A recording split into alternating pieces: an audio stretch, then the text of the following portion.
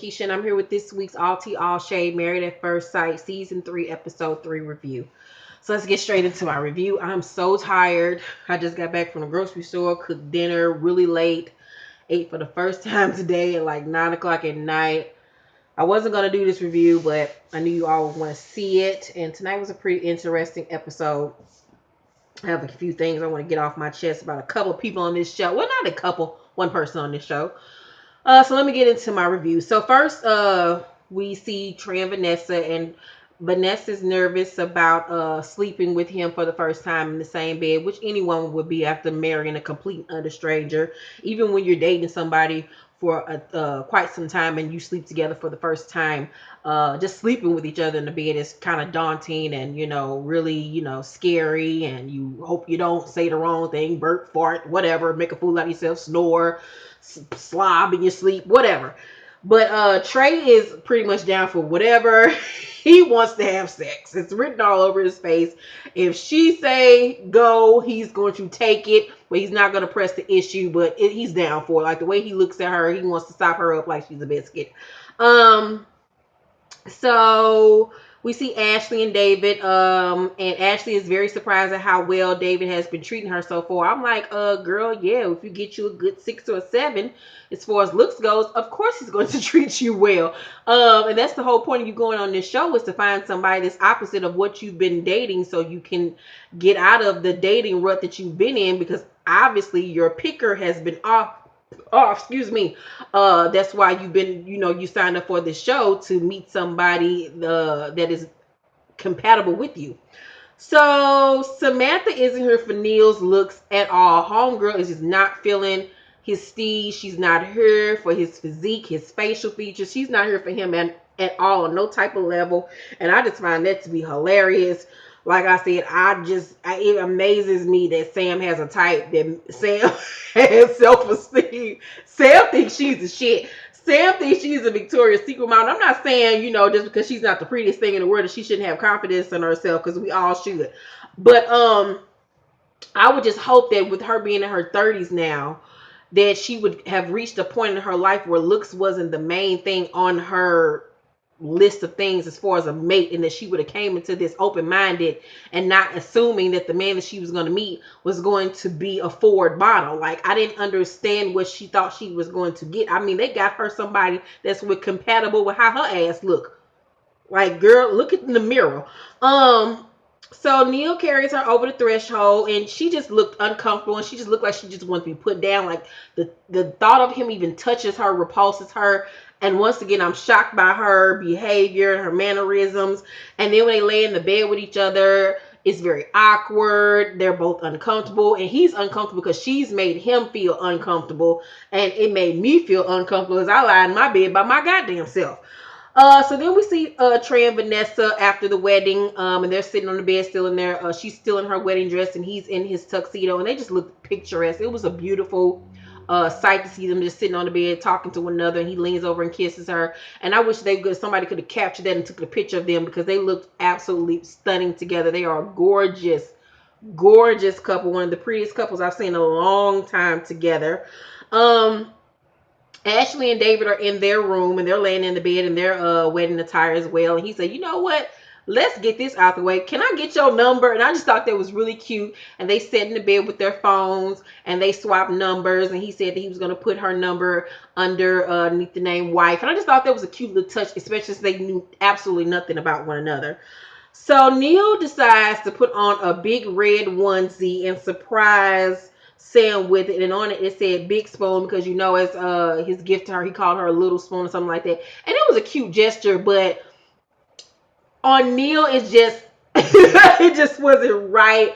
It just looked weird and awkward, and I could see kind of like I'm gonna stick up for Sam in this instance because it would have turned me off too as well. On him, it wasn't a good look, even though it was meant to be funny. It was just kind of weird and awkward, and yeah, no. So when they get in the bed with one another, she says to him that I'm gonna need for you to stay on that side of the bed. And I was like, look at her, bitch. And I'm sorry I have to take it there with her.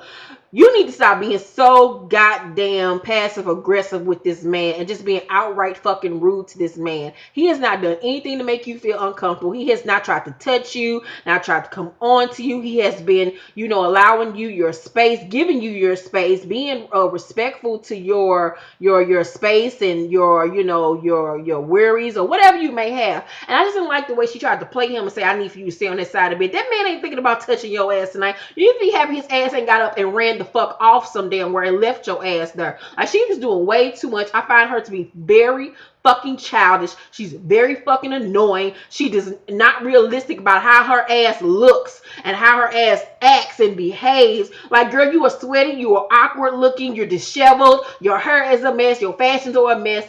Girl, get your life in order. And I didn't even want to take it there with you, girl, but you are doing just way too much. It's the reason why your little weird ass is on this damn show trying to find you a fucking husband, because obviously these men out here in the streets weren't checking for your ass. You need to be happy there's a man that wants your ass.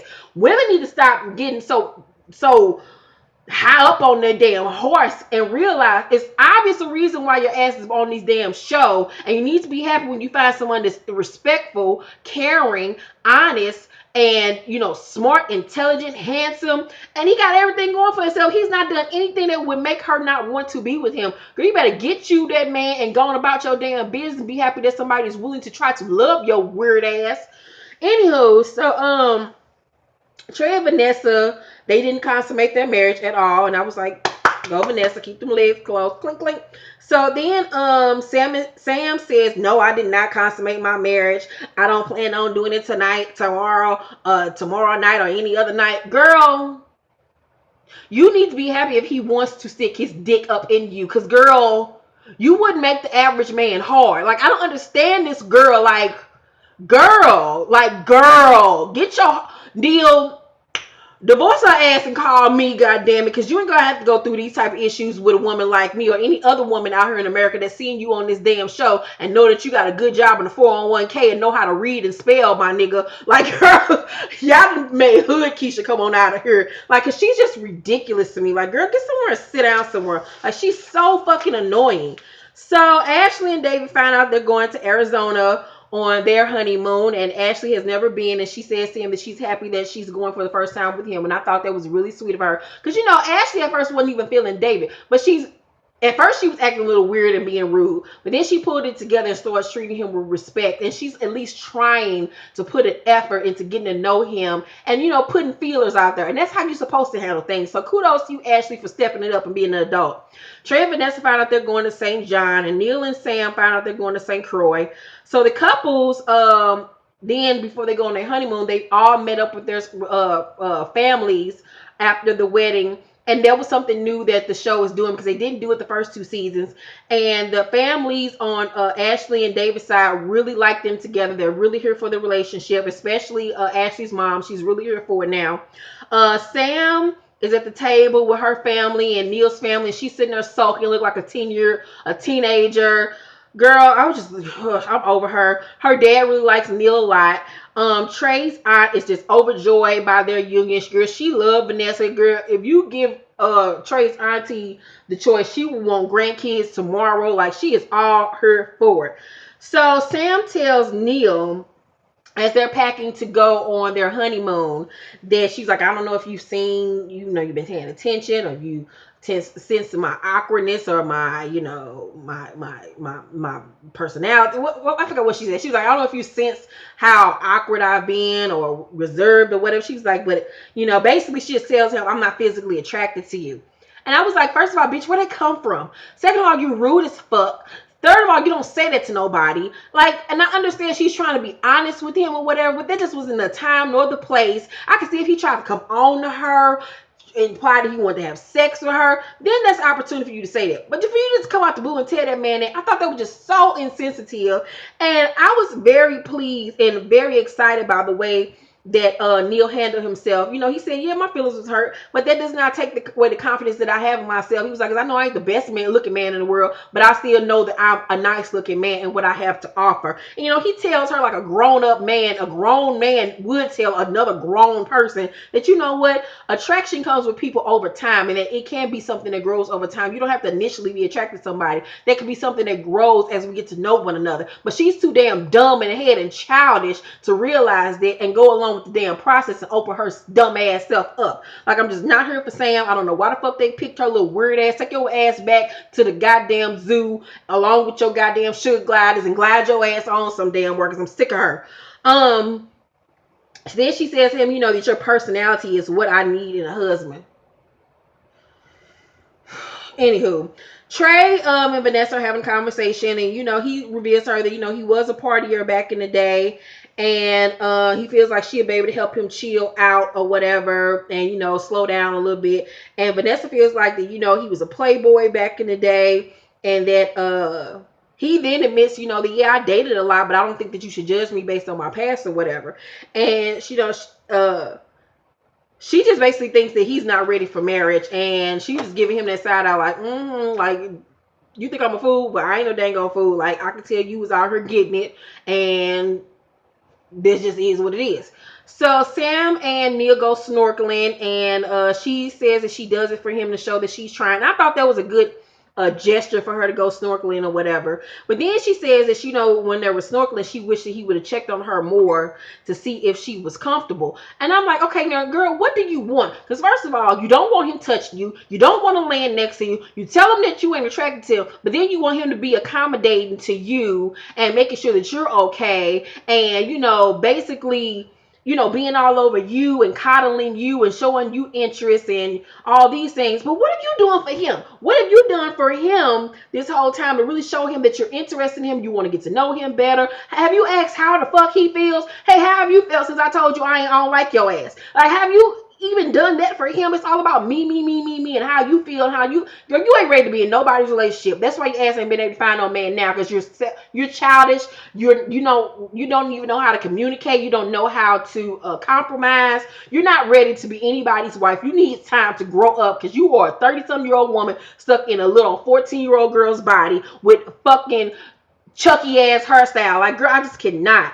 So Ashley tells David that it'll take her a minute to warm up to things, and that it's not him, it's just a situation. And I like the way she handled that, because she didn't try to make him feel small and telling him that, what, I'm nervous about this. I'm still trying to figure this whole thing out. I'm still trying to figure you out. I don't know if I like you or nothing, but just give me a moment to get my bearings. And I like the way she handled it, Sam.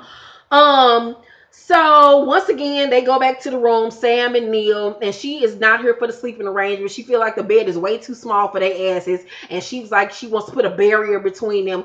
Girl, once again, don't nobody want you, sweaty. Like, ain't nobody thinking about you, girl.